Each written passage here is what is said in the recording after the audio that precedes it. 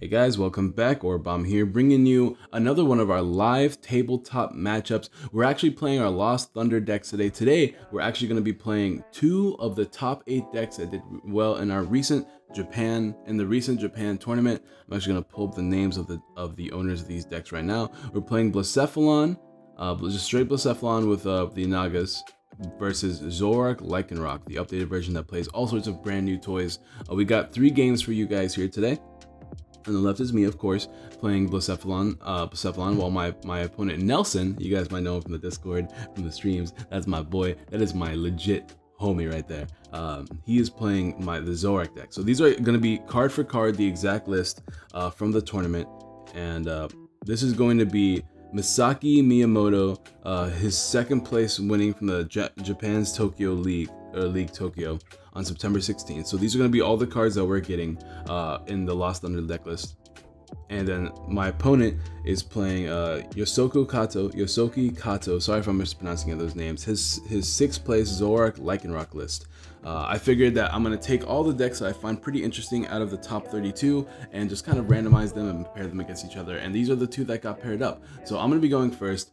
This deck is crazy. Blacephalon is probably one of my new favorite decks that come out of this format. As you can see, this deck is heavy with fire energy. We play 16 fire energy and 1 beast energy, so a total of 17 energy in this deck. But trust me, this deck is beautiful. My opponent will flip over his card in a second. We just both got distracted here. But I start with Poipole, and then I get a Blacephalon on the bench. Now, if you guys don't know what Blacephalon does, it is 180 HP with 3 attacks. The first attack burns and confuses, and his 2nd attack for 2 fire energies does 50 damage for each energy you put in the lost zone on your board. It doesn't have to be on Blacephalon, it can be on anywhere on the board, and you put them in the lost zone, right? And his GX attack is actually pretty interesting too. You discard your prize card, similar to how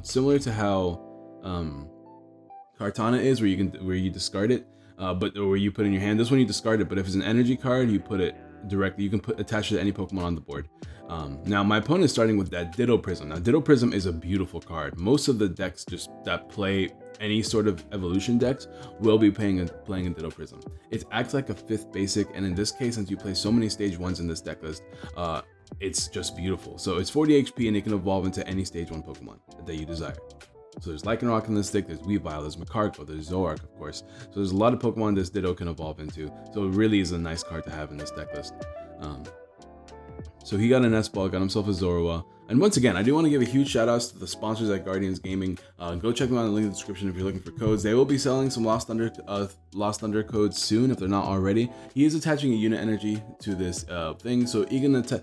Pretty much if he attaches another energy to this thing, he can attack with almost the entirety of his deck, or if he just attacks with Weavile or something like that. I'm gonna bench Blacephalon. You see me hesitant about it because I don't want to put myself in Lycanroc range, but I think it's important just to have it down, because then if I find my beast rings, it'll be really useful if he does, like Lycanroc, pull me up and then GX me. That's why I'm just going to do this here. Now, the reason why I'm not attaching to my active active Poipole is because if I evolve it to Naga has this beautifully broken ability. Once per turn, you can choose an energy card from your discard pile and attach it to your Naga. So it could be in the bench, it could be on the active, it could be anywhere. I'm going to evolve to the bench. I have a mystery treasure in my hand, so I'm going to get a 2nd one. So this way, I can actually, it is a 1 retreat cost, and you can just attach to it from the bench, discard, and then attach the other Naganadel. I was just checking rules real quick, but then we remembered that it was actually this way. All right. No, he's doing it for me, I mean. But we have a couple fire energies discard pile. I'm going to go in treasure, put another one in discard pile to get the other Naganadel, right? Now, Nagadel's attacks are actually pretty good. I'm going to have a Lost March match. I think after this video, after this series of videos, I should say, we'll have Lost March. So as you can see, I am attaching to both of them, retreating, and I'm just going to go ahead and put that in the Lost Zone in a second. But yeah, so as you can see, fire energy is gone in the Lost Zone. This is why we play 16 fire energies, by the way. We don't get to put them back in the discard pile. They constantly get put in the Lost Zone. But I did take a knockout there, hit him for a simple 50. Well, I get to keep my 2 energies on my Blacephalon. Now my opponent got a Zoroark out, got a DCE. He is playing bodybuilding dumbbells in this deck. That way it forces me to have 5 fire energies to remove from play, to put in the Lost Zone, I should say, from my board. So it is actually a pretty good play that he actually does have the deck does play 2 bodybuilding dumbbells for this reason. Also helps against Lost March, because it is a lot of it's pretty much impossible to knock out 250 HP Zoroark with Lost March. But he's gonna go ahead and play his blower here, and I'm in like such a beautiful position right here. I just need to manually attach one more fire energy, right? And I can get everything off the board if I have 2 more in the discard pile, right? That's kind of the game plan here, is to get 2 more from the discard pile, patch them the Naga, and then remove them all from the board to take a knockdown on the Zoroark, which is kind of overkill, but because he's probably going to knock me out next turn anyways, not only does that mean it doesn't matter if I have energies on my active Blacephalon, but it's also really good because he activates my B-strings. So let's see. Yeah, I'm gonna go ahead and put that here, and that is all 5. I'm gonna go. Oh, actually, no. What I'm doing instead is I use my GX attack. Now, if that was an energy card, I would have attached it to a Pokemon. But instead, because he does need a full bench of Pokemon to take a knockout on me, I'm actually gonna play a little bit riskier here, and instead just go for the just go for the GX attack, putting myself back at the even tried praise, so it's easier for me to. Just take 2 more knockouts per game. So all I gotta do is knock out 2 more Zoroarks. He does finally get some Pokemon. This deck does play the Professor Elm's Theory, I think is what the card is called. I think you can search for any 3 Pokemon with 60 XP or less and put them on your board, but unfortunately he did whiff it. So this deck was kind of weird. Like this deck made 6th place, but it's very, very strange as far as like the list goes. He did bench my stadium, which kind of sucks. I wanted to get a 3rd Naga, but it's fine. He's just gonna go ahead and hit me for whatever number. I believe that is 100 damage. Oh, now I'm at 130, I believe. But yeah, I do have the B string, which is I'm just kind of like hoping that he was gonna knock me out there. So I think I make a misplay here and I activate the B string, not realizing that he didn't take a knockout last turn. I don't know if that was this game or not, but I'm gonna attach there. No, I don't think it was this play. All right, cool. So yeah, what I'm just going to do, I don't have any more fire energies, right? So I'm just going to go ahead and get rid of like 5 fire energies here. And that way I just take a knockout. I'm already in range of being knocked out anyway, and I have B-string in hand, so I should be okay. I remember we were playing a couple test games. I think I made that misplay in one of my games. But yeah, so as you can see, I'm down to 2 prizes. He hasn't taken a single prize yet. And we just have a buddy over there. Shout out to Seabass. he keeps looking at my cards. It's fine. We got Macargo. He's got Macargo down. He's got Lycanroc here. But he has an uphill game from here. We had a really, really strong start, knocking out Ditto, knocking out Zoroark, and using our GX attack, taking 4 prizes before my opponent could take 1. But to be fair, my opponent did have a really rough start, not getting many Pokemon down.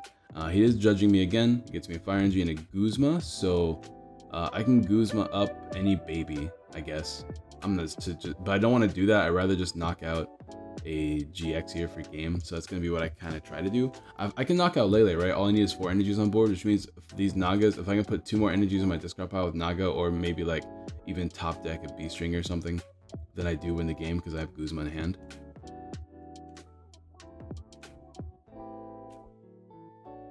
But I also have to, I don't know, it's kind of weird. I could lead with, I think I go into Poipole because, or maybe even Naga. I'm not too sure, because I could always spit poison, right, to put some to poison my opponent. Let's see what I top deck. I top deck Ultra Ball, which ends up working out really nicely because that puts 2 fire energies in the discard pile. But I think this is where I messed up, right? What I probably should have done was put 1 fire energy in the discard pile, discard that Poipole that I just played down, and played Guzma. But I don't know if I have enough energies. I don't think I have any energies in the discard pile right now, which is why it's just like a whatever play. But I can still win this game just by getting B-string, right? Because if I discard both these fire energies, that should be enough energies on the board. I attach 1. Oh, never mind. Okay, so okay, yeah, I'm just gonna go for it, right? we're just gonna get a draw supporter because I want to win this turn. So what I want to do here is I want to get B-strings. If I can get B-strings, I can win this game. This deck gets pretty thin because of all the energies you're discarding and stuff like that. So we have our outs to get it. We just have to draw into them, right? And if we draw into enough B-strings, we have fire energy in the discard pile. Maybe we can discard another fire energy. Then we do just kind of win the game here. So that's going to be our game plan. Because I don't feel like there is any point in, like, there's no point attacking if we don't win. So that's why there was no way I could have won that game off that Guzma. We did get 1 B-string and we got a manual attachment. I don't know if we have a way to discard a fire energy though. So I think what I'm going to do is I'm going to Acrobike first to try to find a fire energy off of it. And we did. So I think with that is game. Because that's 2 fire energy in the discard pile now. Which is both Nagas, and then I B-string here, and that's 5 energies on board. That's 4 energies on board if I retreat. So No, that's 5 because I forgot my boy already has 1. So I just removed from play all 5 of them. Yeah, because my Blacephalon had 3 and then there was 2 in the over. So that's 250 damage exactly. So it's going to be a knockout for game. So that's going to be game 1. We're going to go ahead and get game 2. And yeah, I really like Blacephalon. Like there's a reason why Rayquaza didn't make any of the top 32. After Blacephalon got released, like it just feels like a deck that's more consistent and more aggressive than Rayquaza that doesn't involve playing Pickable. And you guys know, if you guys have been following my channel for a long enough time, you know how I feel about playing Pickable. But we're gonna go ahead and get into game 2. Before we get into game 2, let me know in the comments down below if you guys want to see the deck profiles of these deck lists, because the deck lists are available online on Limitless, so you can find them. But what I was thinking about doing was going over a deck list of the things I like about the decks and things that I would personally change. Like this deck plays Kiawe, and I'm not like the biggest fan of playing Kiawe in this deck because I don't want to play down Lele if I don't have to. And almost every time I'd rather just draw and set up my board than play Kiawe, which is why like there's a couple cards in this list that I feel like should change. I would like another stretcher, although I think I would like another stretcher because I've had games where opponents just targets down those Nagas and then you're just kind of stuck. But like the list itself, like there's like, unlike a lot of these other lists I've been playing recently from Japan, there he is. He gets the Professor Elm. So this is like Bridget, but only works for 60 HP Pokemon. But they go directly into your hand as well. But he has no reason not to play these cards down. So let's see if he has Ditto Prism. Because usually what you do is like Zoro Ditto Prism is what I've been finding. Because that Ditto Prism gives you a lot of flexibility into whatever you want to evolve the following turn. And then you have 2 Zoras because you need Zorks, right? And then he led with Baby Buzz, which is good for my opponent. It's always a good attacker. And then I'm just leading with a Lone Blasef. I need to try to get myself a couple more Poipos down turn 1. My hand is very full of energies, as you can see. That's what happens when you play 16. But I am on Ultra Ball here to get myself a Poipole. The game plan is to try to get down as many Poipos as you can turn 1. You want to get down in 3 so that you can evolve them all to Nagas, assuming you have none prized. That's another thing though, when I was playing this deck, I had multiple games where I had 1 or 2 Nagas prized, and this deck only plays 3 lists, right? So I really want to play another Naga. Getting rid of that Kiawe, as you said earlier, and that's 3 energies in discard pile. Look at that. Treasure is amazing in this deck. Ultra Ball is amazing. Lots of discard is just good in general, and then you can get ourselves another Poipole. That's really good right there. So yeah, this deck also plays that Heat Prism Stadium card. So hopefully that'll be played. I think it's gonna be played in game 3. I don't think we were able to find it because it is a 1-up, right? So it's not exactly the easiest thing to find. We can play down another Blasef just to have it ready in case he gets any shenanigans going. Or maybe not. We can also keep it in our hand, but I feel like there's no point in playing around the GX attack. I'm gonna keep that Stadium in my hand because that Stadium can get me that Stadium can get me what's it called? Naga's next turn. I don't want him to bump it or blower it, so I'm probably not gonna play the Stadium down here. I already have my Manual Touch for the turn. He doesn't really have a way to knock me out. Like there is a way to use Lycanroc's GX attack for 1 energy in this deck, but only if you're behind on prizes, right? And we'll show that off whenever we get there. But I am just gonna go ahead and this is my first turn, so I think I can GX here. I don't really see a reason in burning and confusing my opponent, right? Because it only does like a guaranteed 20 damage. It could do 40, putting him in range of like an easier discard, but I think it's just better for me to just GX here, and unfortunately it's not an energy again. I have had 1 game, it is a Stadium, which kind of sucks, but I had 1 game where I actually got a Beast Energy off of my off of my GX attack, so that was beautiful. But it's not gonna happen in these games, unfortunately. But it was one in my testing. It was actually really funny. But as you see, I'm glad I didn't play down the Stadium because he had the bump. I could have got a 4th Poipole there, or even just put a Naga in my hand, but that just kind of feels necessary this turn, so we're not gonna bother. I mean, sure, that could have got me 2 Nagas next turn if he didn't bump the Stadium, but like I said, he has ways to bump my Stadium, and I kind of want my Stadium to stick. So I didn't play down for that reason. Now he could put some chip damage on me, like an easy 30, could puts me in range of a banded Zoroark. Of course, in this matchup, he always wants those dumbbells, right? Because those dumbbells actually make it slightly more rough for me to take prizes. He's gonna get down a Rockruff here so he can set up a Lycanroc to take a knockout later, and he's gonna go ahead and just get his trades going. There we go. Let's see if he has the energy to attack. It is kind of weird. I did GX because I figured I was gonna have to take a knockout on a non-GX Pokemon this turn, which is why I GX so that I can put myself in even prize trade after I take a knockout on this Buzzwole. I did get Blacephalon off my Ultra Space, which is cool. This deck is just so cool, man.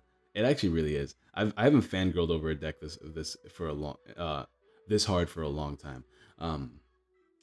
I do need to get rid of 3 energies if I am going to take a knockout here. Now, because there's a possibility of a GX happening next turn, I'm actually probably just going to get rid of all the energies off the board because I don't really feel a need to save them if I don't have to. I'm going to Ultra Ball here again to get the other Naga. Now that means I can keep one energy on my Blacephalon in the active at least, because I have more than enough energies in the discard pile. I think we've discarded like 2 off the Ultra Ball, turn 1, and one off the Mystery Treasure, and now another one. So that's 4 energies in the discard pile right now. So that feels pretty good. That feels pretty safe. I like that. And if he ever does take a knockout, we can always just oh, we have 5 in the discard pile. That's crazy. Oh yeah, because we got another one off the thing earlier. All right, cool. But yeah, I'm gonna go ahead and get rid of all 3 of these, put them in the lost zone, and they will be in the lost zone in a second, guys. Don't worry. I'm pretty new to this whole idea, so the mistakes will happen, but we always catch them. No worries. That's shout out to Nelson, man. Nelson is like one of the best partners to play against because he always we both catch each other's mistakes all the time, so that way there's no mistakes in video, which is really, really nice. And he's a really good player too. He's a good player. He's a fast player. Dude, shout out to my boy. Shout out to my boy.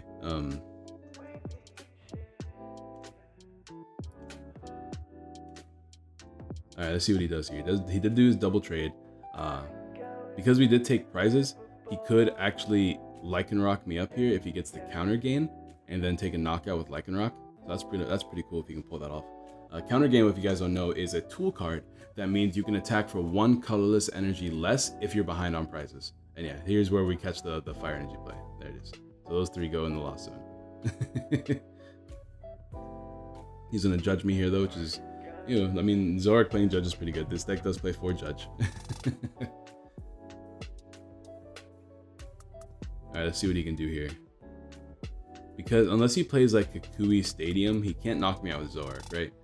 Actually, he does need like, yeah, he needs Kukui Stadium and the Choice Band to knock me out with Zoroark. So let's see if he can pull off that Lycanroc play we mentioned earlier. He doesn't play down the dumbbell, so I don't think he can. Which is fine.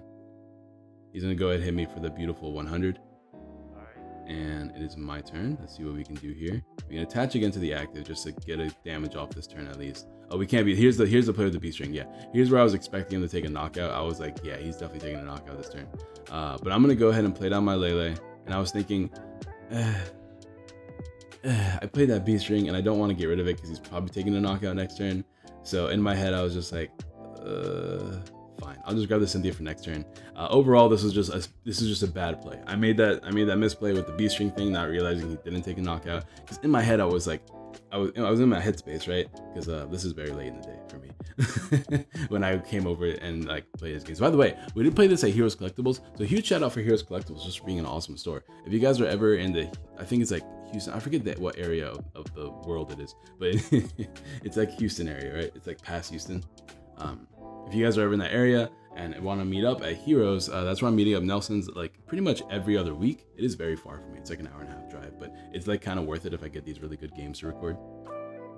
You guys, this is the work I put in for you guys, by the way, in video. But anyways, yeah, that Lele play to get the Cynthia and the messed up B-string, that was all just a matter of me going, I should do something this turn, but there's nothing I really need to do this turn besides let myself get knocked out so I can use B-string. So in the end of the day, it was all just a series of bad plays because he could always judge me and that's always problematic. But it is what it is, right? it's okay. It's okay. These things happen. He's gonna go ahead and retreat here.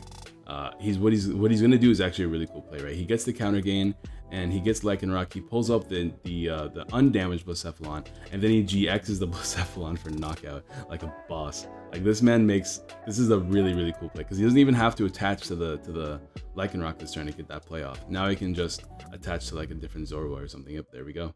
So he can like start chaining attacks. So now he has 2 Blacephalons he can knock out a lot easier, which is crazy. And now I'm in this weird position to where I have only a damaged Blacephalon on the board. Now luckily I can get down another Blacephalon. Excuse me.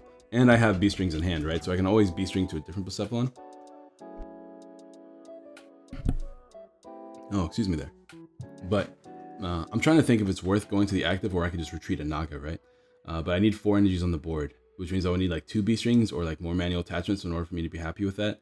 I think it's just okay for me to just attack with a damage one, let myself be knocked out, and then try to win the game the following turn.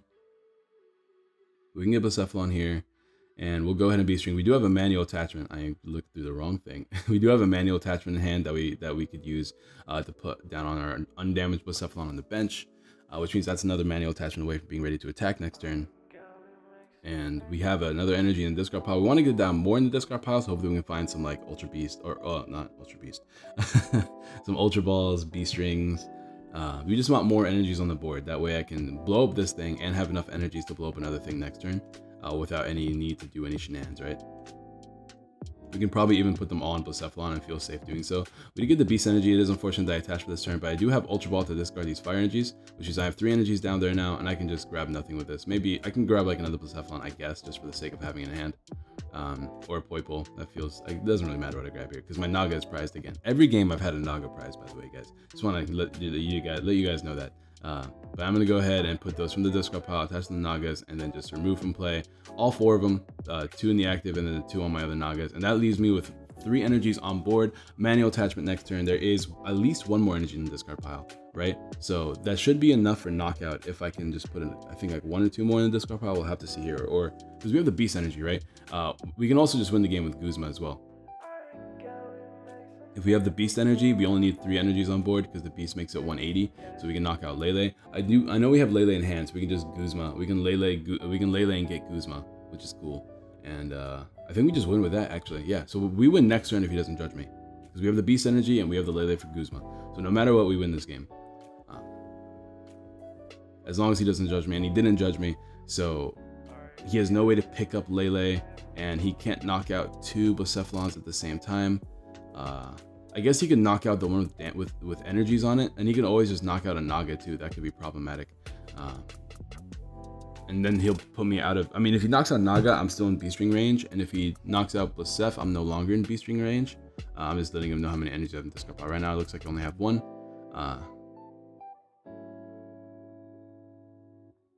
Yeah, and he's debating if he wants to knock me out here or not.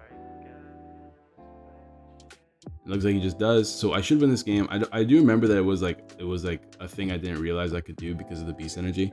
But I did top deck the Guzma as well, so it didn't really matter in the end of the day. I'm just thinking about it. I'm just trying to think like, how do I win this game? Even though in hindsight I do know. Like these are the kind of decks that like you can play really fast, like do really well in a tournament with a lot of practice, because that way you understand each play that you can make all the time. But I'm trying to think, I can only discard like 2 energies here. I can't discard all 3 of them. And then I realize, oh wait, I can discard all 3 and I can just Guzma. So I can actually use 1 Naga. I can Lele the thing up, I Naga, I retreat that one. That leaves me with 3 energies on the board, including on my Blacephalon, and then I just go ahead and take game here. So thank you guys for watching. We are gonna go ahead and upload a 3rd game between this. I know usually what happens is we play a best 2 out of 3, but we're just gonna go ahead and play game 3 between these 2 decks. You'll see that in the next video. I don't want to make these videos too long because I do want you guys to get the gist of all the games. Let me know if you have any critiques down below. I know last time people said that I made the videos too fast, but I slowed it down for this video. But at the same time, we are both fast players in these videos lately, so I might have to slow it down some more. Let me know what you guys think down below. Don't forget to check out our sponsors at Guardians Gaming. Don't forget to drop a like on the video. I hope you did not forget to drop a like, because if you did, that's a problem. I'm just kidding. Drop a like if you guys enjoyed the video. Subscribe if you want to see more of this, because I'm gonna start trying to upload 2 or 3 different Lost Thunder decks weekly until the set comes out. So don't forget to definitely drop a like on the video, subscribe if you haven't already. What else? Shout out to Nelson, shout out to our sponsors. Check them out. They have great prices on codes. People have been loving them, by the way. Shout out to you guys, every member of the Orabomb Ministries. Shout out to all you guys for all the support on the sponsorship deal that we just got. It's a great way. They give me codes so that we can give you guys giveaways soon too. So once we get the next giveaway announcement coming, I'll let you guys know. I'm trying to think if there's anything else. Like, I just feel like I need to start writing down a list of everything I need to tell you guys. But yeah, these decks are all going to be on limitless.com. Check them out. They're going to be in the Japanese tournament section. If you just go to tournaments, you can find the Japanese tournaments and they'll be there. They're both they're the 2nd place list and the 6th place list. And let me know in the comments down below if you guys want to see me talk about these deck lists and like the small changes I would make to both of these deck lists if I were going to play these in a tournament myself. Let me know, because Japan lists are weird, because Japan lists are they're just I don't know, man. They're crazy people, man. They're really, really crazy. Some of them win with the most insane decks. So let me know in the comments down below what you guys think about that. And don't forget to drop a like, and I'll see you guys next time. Peace.